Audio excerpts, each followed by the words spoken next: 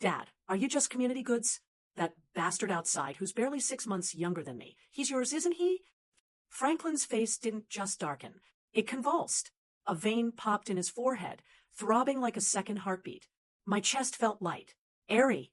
I wanted to laugh. He was pushing Simone to the edge, forcing her to walk away with absolutely nothing. A clean break just to clear the throne for his illegitimate son. Simone was shaking, the pen trembling in her hand as she hovered over the divorce papers. Tears hit the paper, blurring the legal jargon. I slammed my hand down over hers. Mom, don't do it. He's going to die soon. I've been here before. In my past life, this trash manipulated my mother into a divorce, married his mistress immediately, and died 2 months later. He left the entire fortune to that woman and her son, Mom, and I died in the streets like stray dogs. But I'm back, and I know his medical chart. Terminal. Divorce? Not a chance in hell. I'm going to outlast him. I'm going to watch the life drain out of him. And when he's gone, the inheritance belongs to us. Fallon, if Dad and I separate, do you want to live with me? Simone asked the question again. Last time, I hesitated. This time, the answer was a weapon. Mom, do not divorce him. Her rims were red, the skin beneath them puffy and raw. You know what he did, Fallon? That boy is practically your age. How am I supposed to swallow that? If we leave, I don't have to look at him. I don't have to hurt. It's just you and me. Please? Mom, no. Why? Her voice broke. Because I've seen the end of this movie.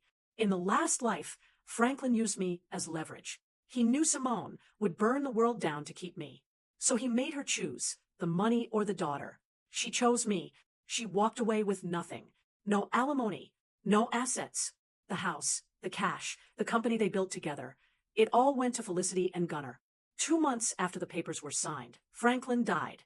Stage 4 stomach cancer. That was the only reason he confessed about Felicity and Gunnar.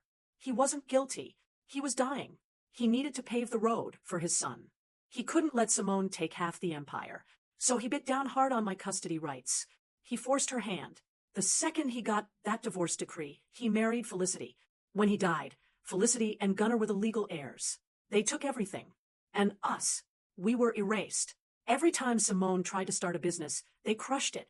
Every job she got, they sabotaged. Even when she tried selling trinkets on the street, thugs came to kick over her stall. It got desperate. Simone had to sell herself.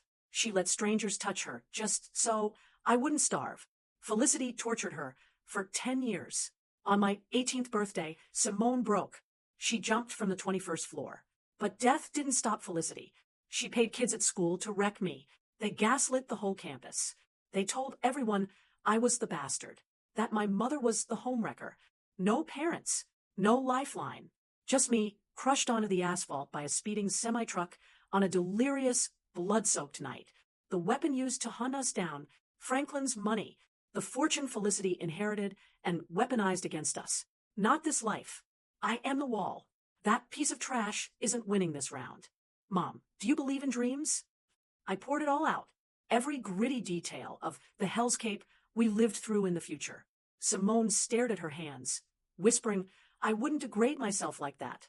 Fallon, I would never leave you alone. I know, Mom, but desperation changes your chemistry. When you're drowning, you don't check if the life raft is clean. You grab it. Even if it's covered in shit, you hold your nose and you grip it. Franklin had been counting on her depression. He knew the affair had shattered her. He used that. He feigned remorse to keep her docile, all while quietly transferring assets, locking her out of the company. My story was crazy, a nightmare. But Simone trusts my instincts more than her own reality. Even if she thought I was hallucinating, she checked it out. She went back to the office. When they came home that evening, the air was toxic. Franklin's jaw was set so tight, I thought his teeth would crack. He looked like a man whose plan just hit a brick wall. I skipped up to him, wide-eyed. Dad, are you community goods? His chest heaved. He literally couldn't breathe. A vein throbbed in his neck. TikTok says cheating men are like community goods. It doesn't matter how much you want them. You don't bring them home because they've been everywhere. Simone clamped a hand over my mouth instantly. Fallon, get off the internet. Stop saying such filth. I nodded, blinking innocently. She let go. I didn't stop. So, Are you guys getting divorced? Simone smiled. It didn't reach her eyes. It was a shark's smile. Of course not. I've forgiven your father. We are going to be a happy, intact family of 3. Franklin's face cycled through shades of purple and gray. He sputtered a few reprimands at me, unable to form a coherent argument, then skipped